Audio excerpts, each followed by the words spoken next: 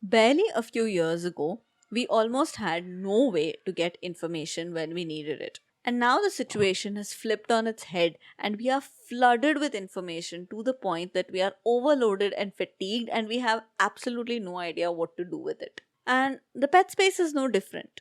So, if you're feeling overwhelmed with all the social media pet advice, I'm going to tell you exactly what to do with it today.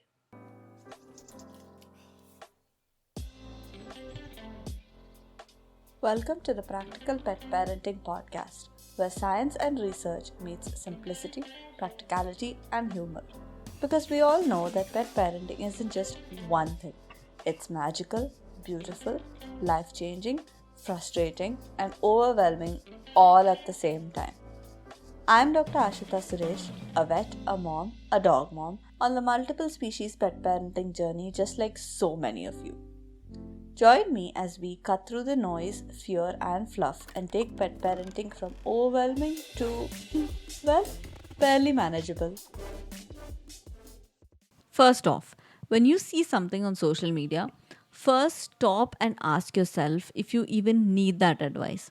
I mean, why are you letting reactive dog reels or itchy cat reels affect you if you don't have a reactive dog or an itchy cat? Why, bro? Why? And also, while this example is clear, keep in mind that a lot of them are not. Many reels tend to take a perfectly normal and sporadic time to time behavior that can be a problem and turn it into definitely a problem. Usually, the biggest target here is something very simple like paw licking.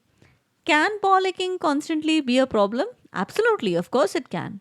It can indicate a lot of things. But do pets just lick their paws time to time once in a while? Of course they do. So, first step is always to see if you have the problem that they're trying to solve. Second, if the content is advocating for a specific product that you need, do not buy it immediately. Save it and ask your vet first. Don't stress. Your vet can tell you whether your pet needs it or not, whether it'll help your pet or not, and most importantly, whether it has the potential to harm your pet or not. For example, a lot of essential oil products for cats. No, that is not and will never be safe no matter how fancy the marketing is. Please.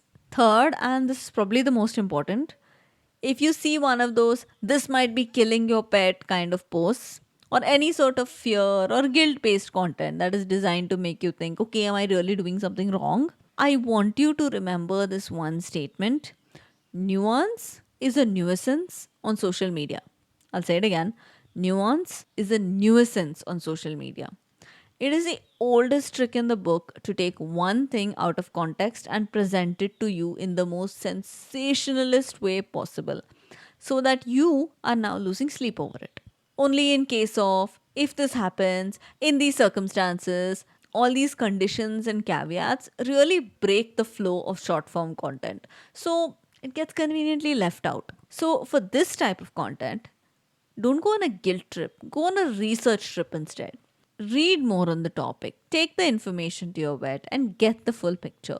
Because more often than not, the content that you saw will be lacking immense amount of context. Social media can be both amazing and ugly, and just like any tool, it's our use of it that determines the outcome. Stay sane, scroll safe.